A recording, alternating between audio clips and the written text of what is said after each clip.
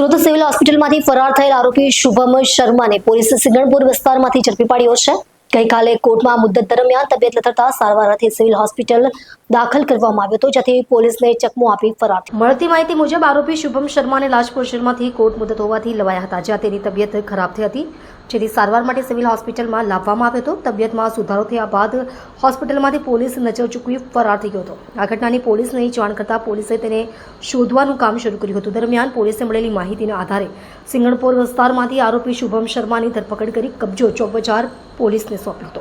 કાલે 22/8/25ના રોજ નામદાર કોર્ટ કસ્ટડી હેઠળ લાજપોર મધ્યસ્થ જેલમાં રાખવામાં આવેલ એક આરોપી શુભમ શર્મા, જે પોક્સો અને એટ્રોસિટીના ગુનાઓના આરોપી છે, કોર્ટમાં ખેંચ આવતા તેને સારવાર અર્થે આ કામના આરોપીને જાપ્તામાં નવા સિવિલ હોસ્પિટલ ખાતે દાખલ કરવામાં આવ્યા હતા.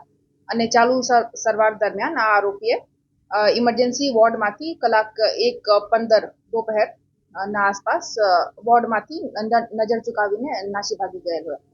તો આ બાબતની જાણ થતાં જ ખટોદરા પોલીસ સ્ટેશનમાં ભારતીય ન્યાય સંહિતાની કલમ 262ની અંદર તરત જ ગુના દાખલ કરવામાં આવ્યા અને Khatodara police, crime branch, SOG અને ચોક બજારની પોલીસો આ બધા લોકોએ અલગ અલગ ટીમ બનાવી સીસીટીવી તપાસ કરતા અને બધી ટેકનિકલ રીતે તપાસ કરતા આ આરોપીને આજ સિંગપોર 4 રસ્તા ખાતેથી ફરીથી ધરપકડ કરવામાં આવ્યા છે અને પરત જેલમાં મૂકવાની કાર્યવાહી અત્યારે ચાલુ છે.